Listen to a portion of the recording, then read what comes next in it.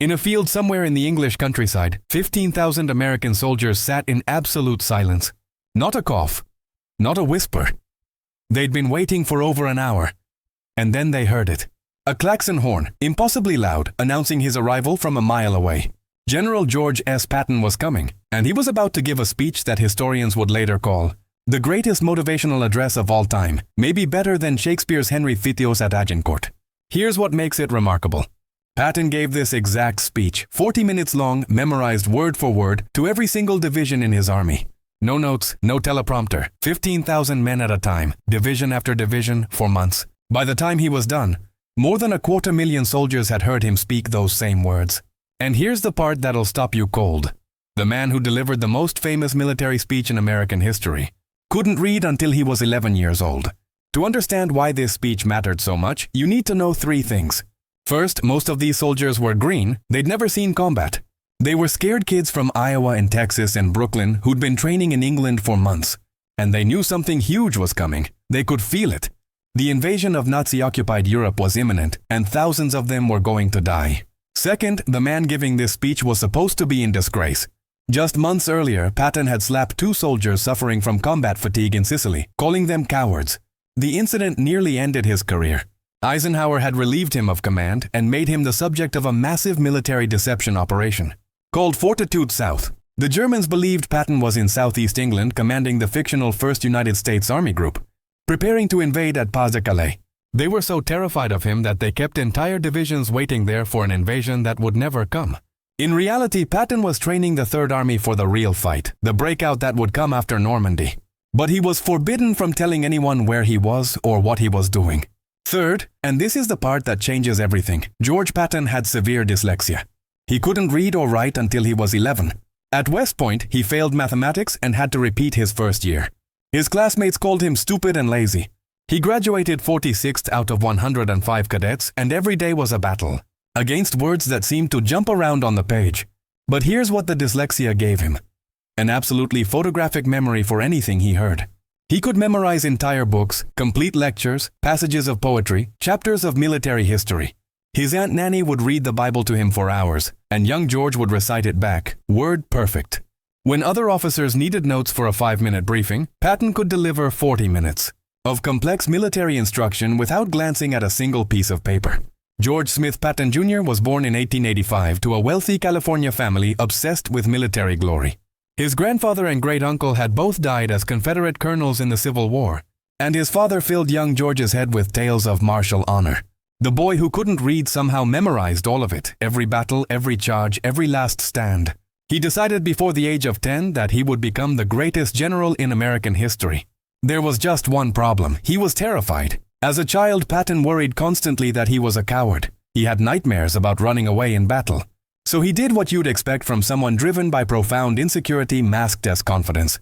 He turned himself into a warrior through sheer force of will. At the 1912 Olympics in Stockholm, he competed in the modern pentathlon, finishing 5th in the world. He designed a cavalry saber that the army adopted.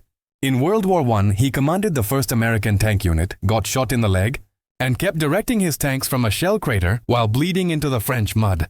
By 1944, Patton had become exactly what he'd always wanted to be, and exactly what the army needed for this moment. He was flamboyant, profane, brilliant, and terrifying. He wore a polished helmet that caught the sun like a beacon. He carried 2 ivory-handled revolvers, a Smith & Wesson Model 27 .357 Magnum and a Colt .45. Not pearl-handled like everyone thought, ivory. As he'd tell anyone who asked, only a pimp in a New Orleans whorehouse carries pearl-handled revolvers. His Jeep had his rank displayed in letters so large you could see them from half a mile away. He cultivated what he called his war face, a permanent scowl that could make a colonel piss himself at 50 yards. And he had a reputation. In North Africa, he'd taken the demoralized Second Corps and turned them into fighters. In Sicily, he'd led the 7th Army across the island so fast that the Germans couldn't keep up. The British and American press called him America's fightingest general. The Germans called him the most dangerous man in the Allied forces. They tracked his every movement, convinced that wherever Patton went, the real attack would follow. But here's the contradiction that made him great. This man who seemed like pure testosterone and bravado was also deeply religious, well-read despite his dyslexia, and surprisingly thoughtful about the nature of war and leadership. He kept detailed diaries. He read military history obsessively, memorizing it the way he'd memorized the Bible as a child. He could quote Caesar and Napoleon and Frederick the Great. He believed absolutely that he'd been a warrior in past lives, fighting with Alexander the Great, marching with Julius Caesar, riding with Napoleon. Whether you think that's mystical or crazy doesn't matter. What matters is that he believed it with every fiber of his being. And that belief made him absolutely fearless. And now, in the spring and early summer of 1944, he had a job to do. He had to take 250,000 inexperienced American soldiers and turn them into the Third Army, into a weapon sharp enough to cut across France and into Germany. He had to make them believe they were invincible. He had to make them believe in him. The problem Eisenhower faced in early 1944 was stark and terrifying. The Allies had to invade Fortress Europe, and everyone knew it would be a bloodbath. The Germans had spent 4 years turning the French coast into a wall of concrete bunkers, artillery positions and beach obstacles designed to turn the English Channel red with Allied blood. They had 58 divisions in France, and if they could concentrate them at the invasion point, they could push the Allies back into the sea. D-Day could become another Gallipoli, a catastrophic failure that would delay the defeat of Nazi Germany by years, and cost millions more lives. The deception plan, Operation Fortitude, was brilliant but fragile. Make the Germans think the invasion was coming at Pas-de-Calais, the narrowest point of the Channel, and they'd keep their reserves there instead of Normandy. Use Patton as the linchpin because the Germans were convinced that Patton would lead the main invasion. But here's what made it complicated. Patton had to command a real army that would fight after D-Day, but that army was scattered across southern England, training and preparing. Most of them had never heard a shot fired in anger. Walk through a Third Army camp in May 1944, and you'd see the problem immediately. These were mostly teenage boys and men in their early 20s. Some were volunteers fired up by Pearl Harbor. Others were draftees who'd been farmers or factory workers 6 months ago. They'd done their basic training, learned to shoot and march and salute, but they had no idea what combat was actually like. They didn't know what it felt like when a German 88mm shell exploded close enough to make your organs feel like they were vibrating inside your body. They didn't know the smell of a battlefield, that mixture of cordite and gasoline and blood and shit that you never forget. They didn't know the sound that a human being makes when they're hit with a bullet, or the way time seems to slow down and speed up simultaneously when you're under fire. And most terrifying of all, they were starting to understand that a lot of them weren't coming home. The rumor mill in military camps is unstoppable. These soldiers knew something massive was about to happen. They could see the buildup, the mountains of supplies, the endless convoys of trucks and tanks heading south. Some had been assigned to units that would hit the beaches in the first wave. Others would come later in the breakout. Either way, the actuarial math was brutal. Combat in World War II killed or wounded about 30% of infantrymen over the course of a campaign. In some units, especially those in the first waves of D-Day, the casualties would be far higher. Omaha Beach alone would see over 2,000 American casualties on June 6th. These young men were facing the very real possibility that they would die on a French beach or in a French hedgerow, thousands of miles from home, before they turned 21 years old. That's when commanders started seeing something that terrified them almost as much as German artillery. Soldiers were losing their nerve before they even saw combat. Some had nightmares, others couldn't eat. A few went AWOL, disappearing into English towns rather than face what was coming. This wasn't cowardice in the simple sense. This was the natural human response to knowing. You're about to be sent into a meat grinder. Eisenhower and his officers knew they needed something more than standard military discipline. They needed someone who could look these men in the eye and convince them that they were not going to be victims, that they were going to be predators, that they were going to be part of the most devastating military force in human history. They needed someone who could make them believe that killing Germans and winning the war was not just possible but inevitable. They needed Patton, and Patton needed to do it in person, face to face, division by division. Beginning in February 1944 and continuing through early June, he started giving the speech. Here's what everyone expected Patton to do. Give a standard motivational speech. Talk about duty and honor and the flag. Maybe quote some famous general or recite something inspiring. Keep it clean enough for the officers and formal enough for the historical record. Maybe 15 or 20 minutes. Use notes to keep it organized. Standard stuff. That's what every other general in the European theater was doing. Eisenhower gave measured, careful speeches about the righteousness of the Allied cause. Montgomery spoke about military professionalism and discipline.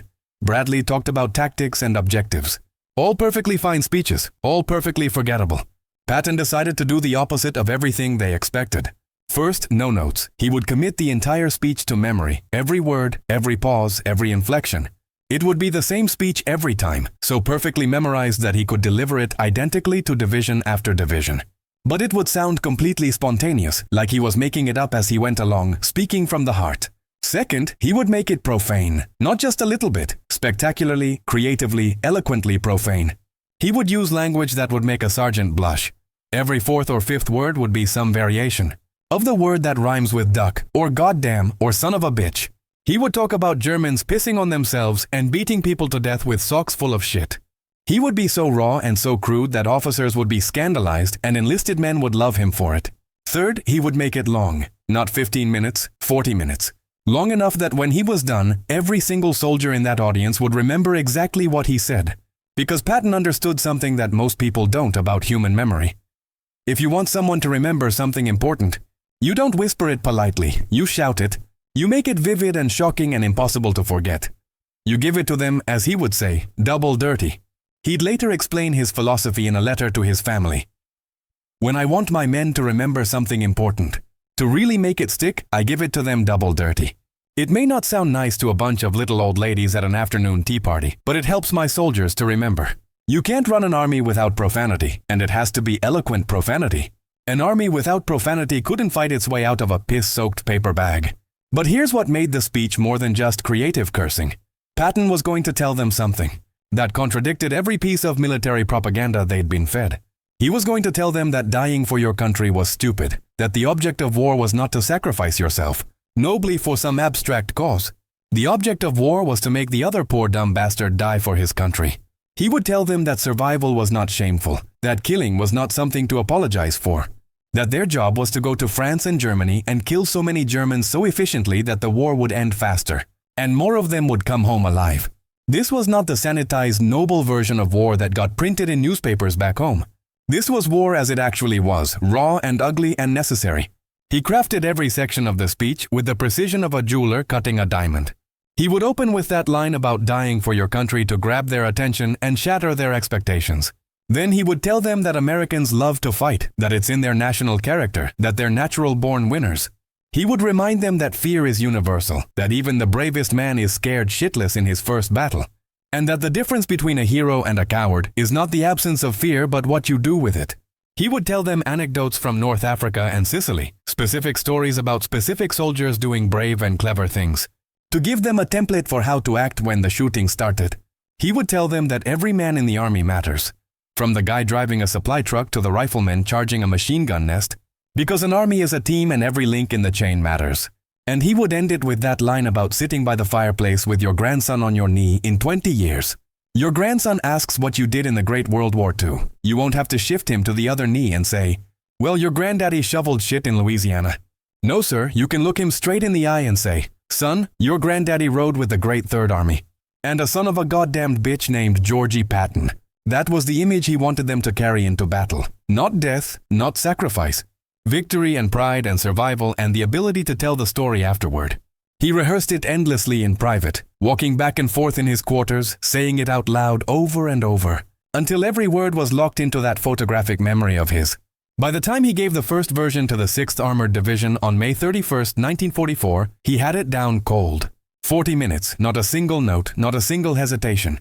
The first time most of these soldiers saw Patton in person, it was like watching a force of nature arrive.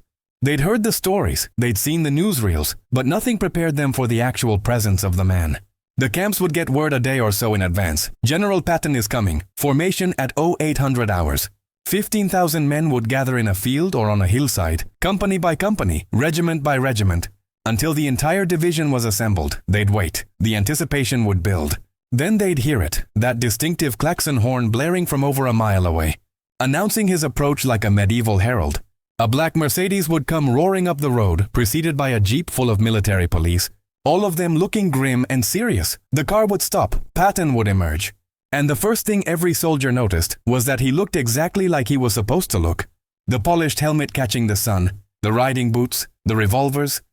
Everything about him was deliberate. Theatrical, designed to project power and authority. He would walk through the guard of honor like he was inspecting gods and finding them merely adequate. He would mount the platform, often accompanied by other generals, and he would wait for absolute silence. And when he had it, when 15,000 men were holding their collective breath, he would start talking. Men, this stuff that some sources sling around about America wanting to stay out of the war, not wanting to fight, is a crock of bullshit. Americans love to fight traditionally. All real Americans love the sting and clash of battle. That opening salvo of profanity would wake them up like a bucket of cold water. This was not their high school principal. This was not some rear echelon officer who'd never seen combat. This was a man who'd been shot, who'd killed enemy soldiers personally, who was talking to them like they were men, not children. He would pace back and forth on the platform as he spoke, his voice carrying across the field without amplification, though sometimes they'd set up a microphone for the men on the distant hills.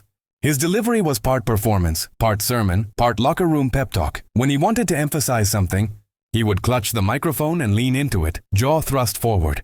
When he told a story, he would act it out, miming a soldier jerking off his helmet and clubbing a German with it. The men would laugh at the crude jokes, gasp at the violent imagery, fall silent during the serious parts. You could feel the emotional temperature of the crowd shift minute by minute as he took them through the speech. And here's what made it work. Despite the profanity and the theatrics, every word was true. When Patton told them that a real man would never let the fear of death overpower his honor, his sense of duty to his country, his manhood, they believed him, because they knew he'd faced that fear himself and conquered it. When he told them about the lieutenant in Libya who fought with a bullet through his lung, that was a real soldier, a real story, not some made-up bullshit. When he told them that truck drivers and mess cooks and supply sergeants were just as important as combat troops, he meant it, because he'd seen entire offensives grind to a halt when logistics failed. Division by division he gave the same speech, the 6th Armored on May 31st, the 4th Armored and others throughout early June. The most famous delivery was on June 5, 1944, to multiple divisions one day before D-Day. Most of these soldiers didn't know when the invasion would happen, but they could feel it. They could sense that the moment was close. Patton's speech took on an even greater intensity that day. His voice carried across the English countryside. British soldiers gathered on a nearby hill to listen. A British farmer continued plowing his field, maybe the last moment of normalcy before the world changed. The soldiers sat on the hillsides, standing room only, all of them in combat uniforms, rifles nearby, ready to move out on short notice. When Patton got to the part about the grandson by the fireplace, you could have heard a pin drop. Then there's one thing you men will be able to say when this war is over and you get back home. 30 years from now, when you're sitting by your fireside with your grandson on your knee and he asks, "What did you do in the Great World War II?" You won't have to cough and say, "Well, your granddaddy shoveled shit in Louisiana." No, sir, you can look him straight in the eye and say, "Son, your granddaddy rode with the Great Third Army, and a son of a goddamned bitch named Georgie Patton." The men roared, they cheered, they slapped their legs and grinned at each other. This son of a bitch general just told them they were going to survive, going to win, going to come home with stories to tell. That was the promise, not glory in death, glory in victory. One soldier who heard the speech on June 5th later tried to recreate it from memory. He'd been a court reporter in civilian life, trained to remember testimony verbatim. He wrote down everything he could remember that evening in his billet, and that version, along with accounts from dozens of other soldiers, became the basis for the reconstructions we have today. No one recorded the speech officially. Patton's widow later refused to allow a recording to be released, saying it was meant only for the men who fought and died with him, not for posterity. But the soldiers remembered. They carried those words with them across the English Channel, onto the beaches of Normandy, through the hedgerows of France, across the Rhine River, and into Germany. The immediate impact of those speeches was measurable. Morale in the Third Army went from adequate to electric. Soldiers who'd been nervous started acting confident. When officers asked troops how they felt about the upcoming invasion, the responses changed. Instead of worry, they expressed a kind of savage eagerness. Patton had given them permission to be killers, and more importantly, he'd convinced them they were going to be good at it.